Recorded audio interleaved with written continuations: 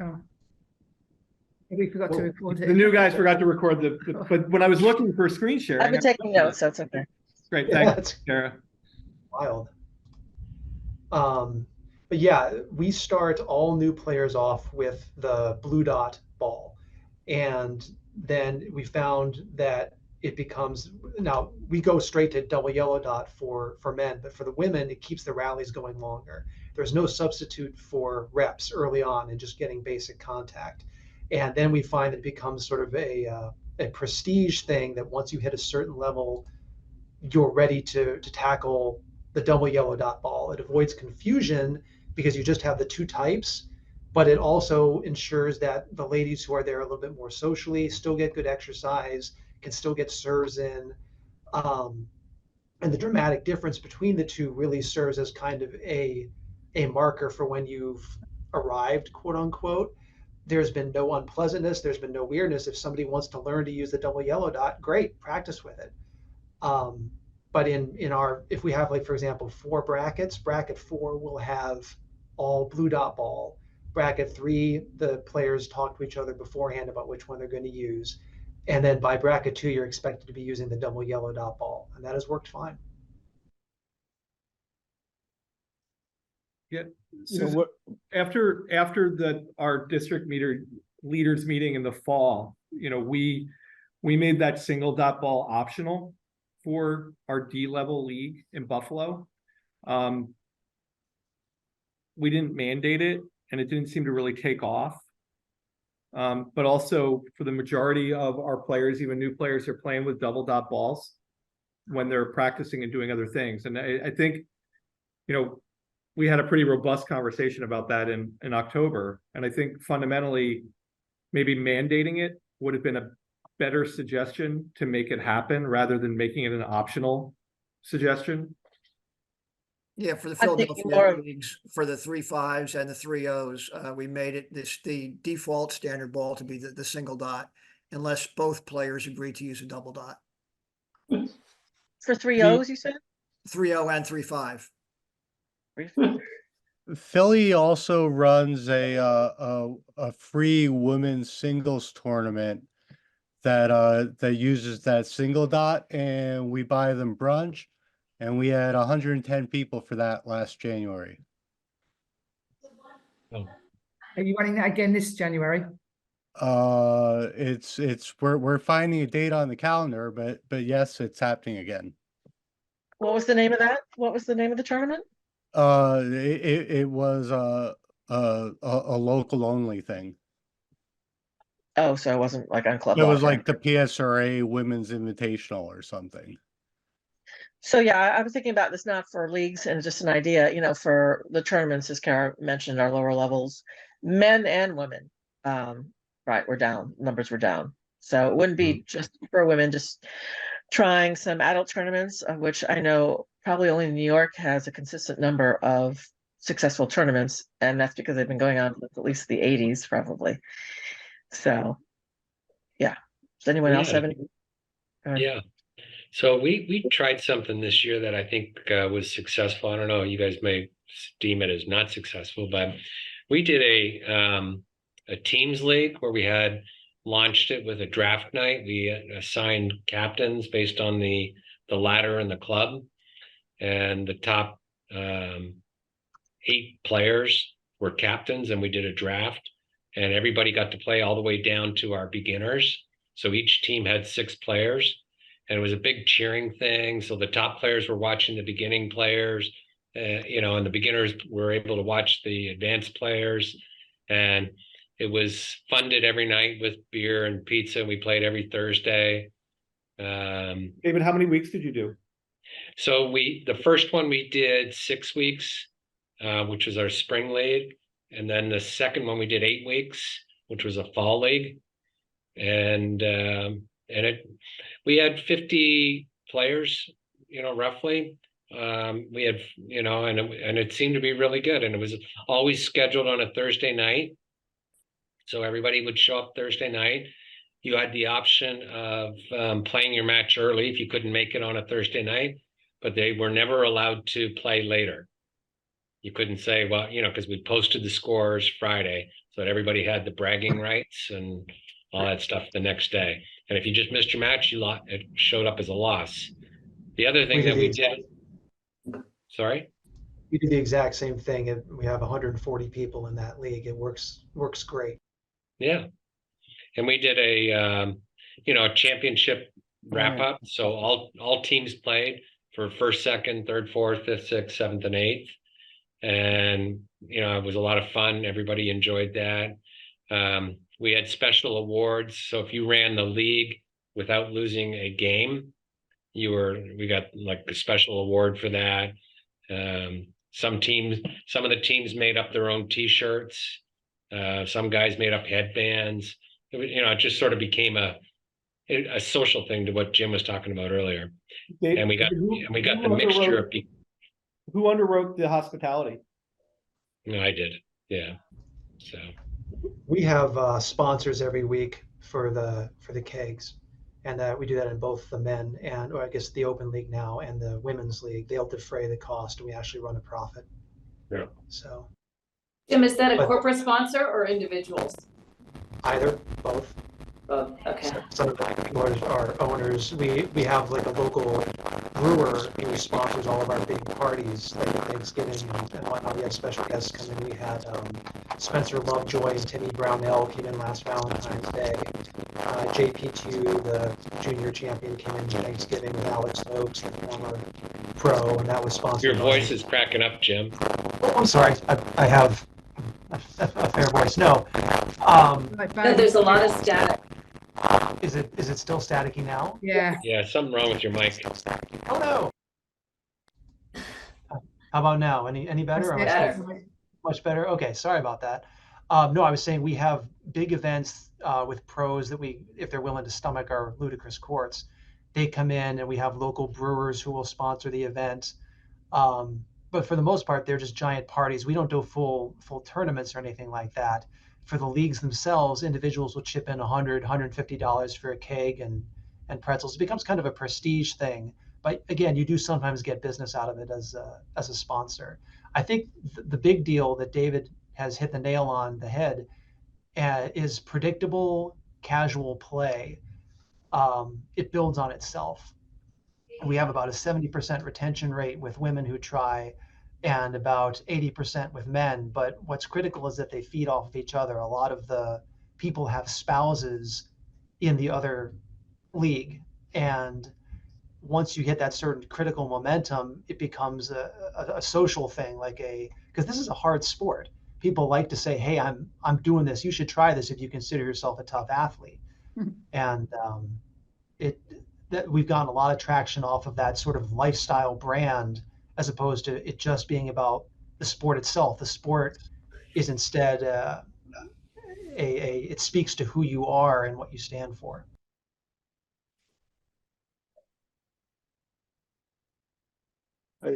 This is Mal Owen here from Arizona Squash, a new face.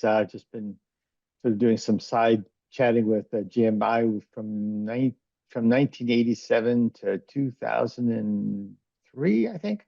I was with the Columbus Squash Rackets Association. I was 8-year president. We used to run the state tournament, played at Dayton, and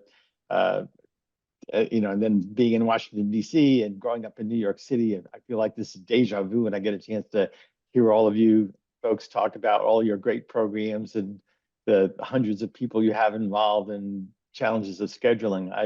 I think, Brian, coming back to your question about how do you grow participation with adult participation and so forth, I'm going back to my management consulting stuff. We need to define this much more clearly, I think, as a group, because I'm sitting out here in Arizona wishing we just got our first league going with our relatively new pro, and I'm having conversations with Ryan at Club Locker, how do we build a white paper for nascent? I think I stole his language, so I'm going to credit him, but nascent districts that are early stages. How do we get participation there? And then I'm also listening to all of these things that I remember doing back in my Northeast days of let's have parties, let's have tournaments and so forth. And if all you're doing is saying, gee, Malawan plays once a week, now we have Malawan playing 5 times a week, is that really the goal of what we want to do for US Squash? And I would say, I don't really know that that's the only objective, is me being on the court more often myself. I think the point is growing the participation, and growing the participation is a whole other beast than just saying, hey, let's throw another, hey, if we give them a better beer, or we give them a couple choices of wine, or, you know, we, even to Jim's point, you know, having pros show up, that's great for a one-time event, but is that really going to drive more people being on the court? It's great to see top athletes play, but that may not necessarily correlate to, like, here's an upswing in the level of participation, because, you know, I remember back when we brought Peter Nicol and to, you know, gosh, back in, I gotta, you know, remember the pros' names so long ago now, but, you know, brought in top names, and we didn't see like an uptick and like, oh gosh, now that they showed up, here's all the additional play that we have going on. So I think when we have to define the problem a little bit more clearly of what do we mean by growth, then we also have to figure out who are we trying to capture. You know, this conversation I'm having with Ryan at Club Locker about building out a white paper about how to grow squash. I used to be in the club management business. I not only was I a member at the Capital Club, and ultimately ended up becoming the manager, general manager of the Capital Club. So I've been on both sides of the equation, and I'm hearing us talk about things we can run from a district volunteer standpoint, but where are the clubs getting involved? Like I won't say annoyed, only because I've been in the club business. I think there's better wisdom to the club chain that I'm involved with. What are you doing when someone comes in and expresses an interest in squash? How do you get them engaged? And I think those are some of the things, if we're going to try to really build the squash program. It's one thing if they walk into some great New York athletic club and there's 500 people ready to play you and you're scrambling to get on the court.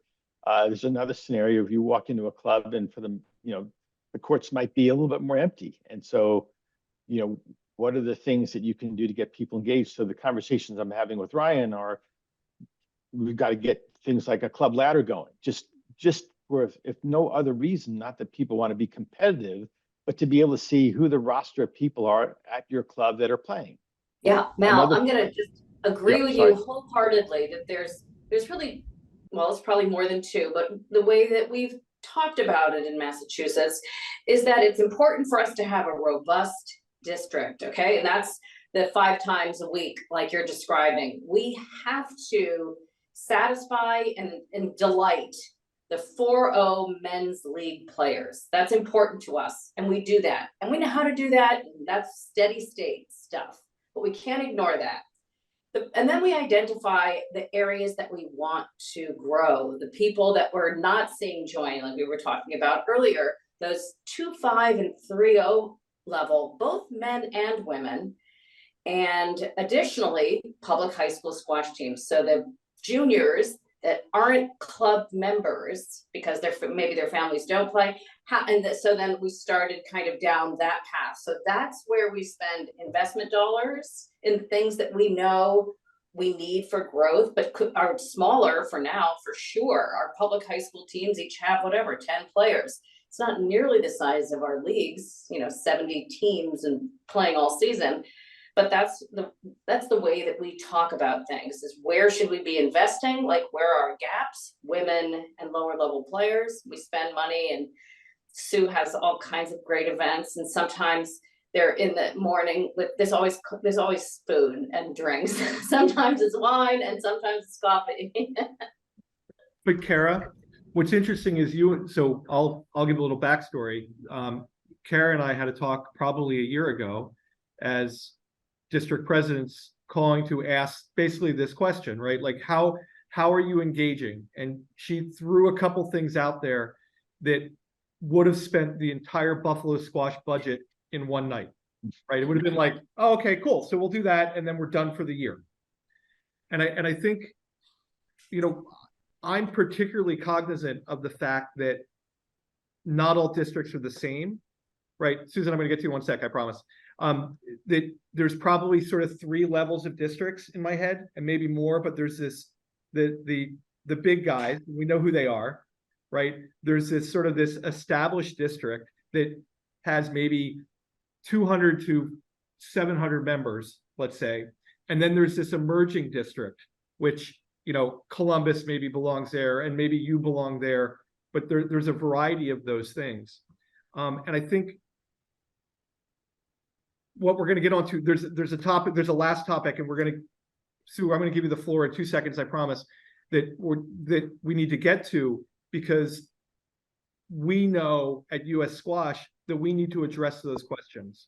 Like that there isn't one size that fits all for this topic, right? Like what's working for Columbus may not work or doesn't have to work for New York, right? And what works for Buffalo, maybe that does work for Columbus as an emerging district, right? So I think this is me saying I hear you, right? Like you're being heard in that question, and I think part of my role is to integrate all those different levels from, you know, knowing that there's more than one type of squash player in this country, right? There's not one type of squash player. There's a myriad of different types of squash players. And I think we as an organization through districts can do a better job of highlighting that and then attracting more players based on those differentiation points. That's right.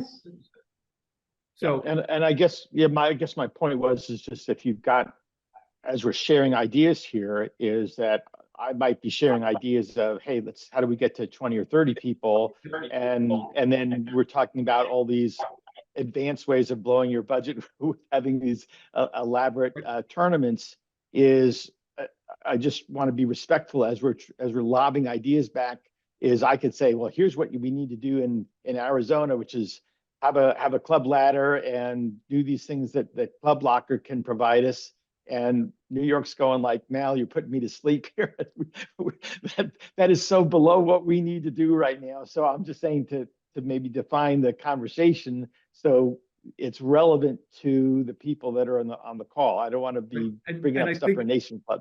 And to that end, Wait, can I chime in with something? Like, if we're looking to build membership for US Squash and the districts, like, we have to give a real value proposition. And frankly, I find it really hard to justify any adult actually joining US Squash. I mean, just from a financial perspective, like if you're a junior, you have to be a member where you're not getting in the silver, gold, or national events. So all juniors become members.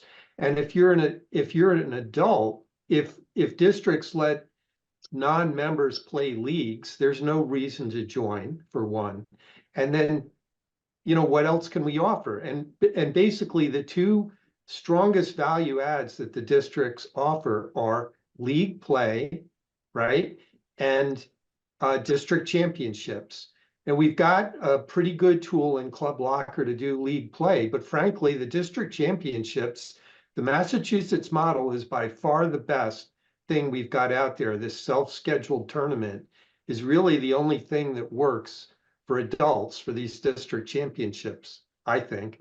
And a lot of other districts started this, but we started it and we stopped it because we have not been able to run it. We don't have the volunteers that Massachusetts Squash has. And we as districts all got together and we put together a list of priority things we wanted out of Club Locker, and we really haven't gotten anything. So a ladder is possible to do on a district basis. It's just not something that people seem really like keen about. So right, and David, I don't know, like if I don't want to cut you off, but I want to give Sue back the floor, but I think part of my mandate in being here is that US Squash has heard that, and you may have heard those words from me that US Squash is great for juniors, it's not great for adults. That may have been said by me, but I'm not going to promise that, you know. And I think that the goal here and part of this conversation is to say, okay, we're hearing, and now how do we move forward from there? And to acknowledge that we don't always create the best value proposition for an adult player in this country, and we need to do that. So that's ultimately the goal. My goal is not just to have more members, but to make the members that are here feel that they are valued, and to give them, to make their US Squash membership a value. Is that fair? And so I'm asking a little bit of grace and a little bit of patience. I've been here 2.5 days, right? Look, I was a district leader. I hear you, right? I really do. But I think also know that the goal is to be more inclusive to all squash players in the United States. Is that fair? Is that a fair request? Sure. Cool. Yeah. Sounds good. Cool. And Susan, you have the floor. It is 4:58, and I have one more thing I need to No, it's okay. No, I just had a brief suggestion that can span all of the various kinds of districts and levels of districts, and a suggestion for communication. And whether it's we use Constant Contact, which costs money, there's to be other free mail programs. And so I have a ladies mailing list of 400 and some people that's just targeted to them. We have a general mailing list, and it seems to me like keeping that seems to help, and sending out, even if it's once every 6 months, a newsletter, and keeping that, affiliation or having your district in front of these people might help, not retaining or not even keeping, but, having a relationship with them. And again, I don't think there might be free programs for that. So it's not just limited to the big districts. And I don't know how many of you have that, and maybe everyone does, but I think that's a good way to keep up relationships with the players, and then hopefully get them to play in events. So. Yeah, it also provides a value for the pros and the clubs, because they recognize that we have the biggest mailing list in town of squash players. So when they're doing camps or they're doing programming, we work with them, so they feel value from us and we get value from them. It's very positive. And the people on the mailing list who don't have to be members of Mass Squash get the value of news and clinics and other information, with some targeted also mailing lists that we have to keep those relationships going. Does anybody have a template, or is anybody using anything with the Olympics to try? Maybe it's out there somewhere that I don't know that would be able to leverage. We can't use that branding. That was the last month's meeting. We Okay. can't use that official branding, but Linda and Kara, I'm sure, have more information on that. We can't use those rings unless you want to end up in Olympic jail. I do hope that in the near future we'll be given some clearer kind of direction as to what we can do to get excited about the Olympics and stuff. I think that there's still not a lot coming from the Olympics themselves for us to know what we're doing yet. But as soon as we do, I assume that we'll be passing it through, and everyone can start to get very excited about it and set up some stuff around the Olympics. Thank you. You can use the US Squash and the Olympics branding that they've already created. Is that right, Linda? I think so. We just Yeah, you can't we use the just rings. adopt it to Rings the are the districts. issue. Yeah. Yeah, I mean, quite honestly, we've been going around for 40 years that I know of, trying to figure out how to get people more engaged, how to get squash known to more people and get them involved in it at all. And for 40 years, it's been like, well, we have to get in the Olympics. We have to get in the Olympics. That'll be the haven. That's the answer.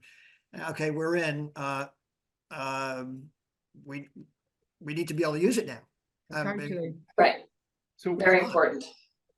I know I said I was going to move on, but one thing that we did in Buffalo was we sent out a news release to all the local newspapers and television channels about the Olympics, the squash being an Olympic sport, and that we would be happy as an organization to introduce them to the sport. We were taken up on that offer by one of the newspapers in Buffalo and by one of the television channels, and we were on a piece that was on television. And so that, for some of the lesser news channels, content reigned supreme, and it was something that other people weren't doing. So that was something that we did with the Olympics, and we never, we didn't say we were referencing all that. Okay. Is it okay if we move on? Because it is 5:02, and I have one last thing. Unless Carrie, you've got something that looked like. I do. I just wanted to say that the next meeting is March 13th, and we have a very interesting topic, maybe for some of you and not relevant for others. But Greg Jolly, who is an insurance broker from Loomis, who is US Squash's insurance carrier, is going to present to our group on the importance or not of liability insurance for our district boards. Something that we've been talking about. I know the New Jersey district has been talking about. He's going to talk about the advantages and disadvantages, the costs, the variables. Why would he recommend it? Why wouldn't he? And is it, do the directors actually have any liability? And, I don't know how many of you have even thought about this issue, but yes, that's March 13th at 4:00. Okay. Great. The last thing that it was on the agenda was we need a little bit of help.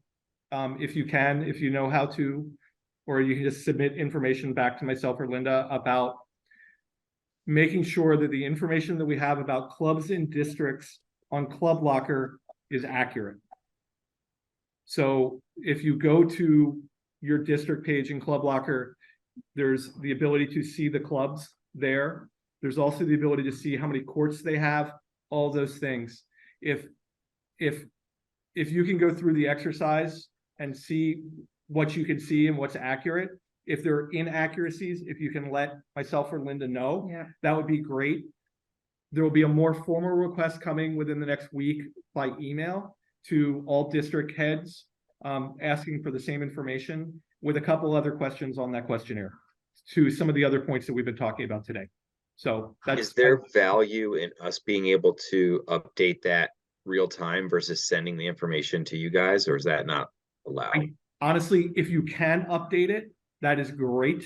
But if you are updating, if you can let me know so that I don't need to go in and then confirm the information, if you can confirm the information. Does that make sense?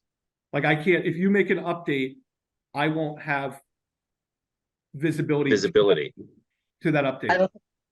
I don't think we can update, like, unless the page is related to the district, unless it hosts the district webpage, but like. In some cases, the district leaders have access to some pages if there's not another designated administrator to that page.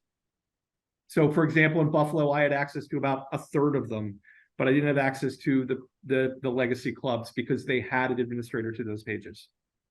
David, did you want me to look through that, or?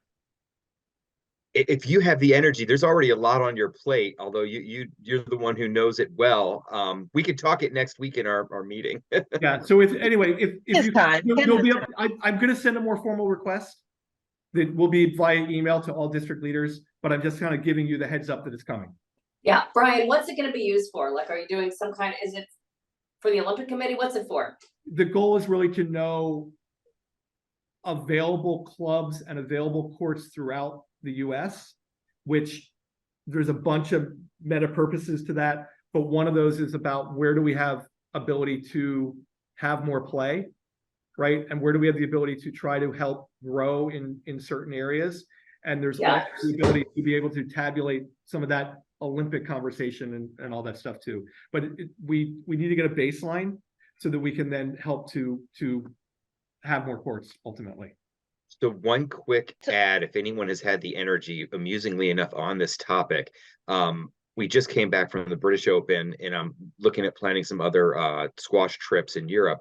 And the European Squash Federation on their website actually has a tab where you can look at each country and find out what courts and where they are. But what was great with it is it actually said it showed it on a map. Right. So it like, oh, wow, that's where some courts are. It showed how many courts there were. And it even had the website for the club. That was pretty nice.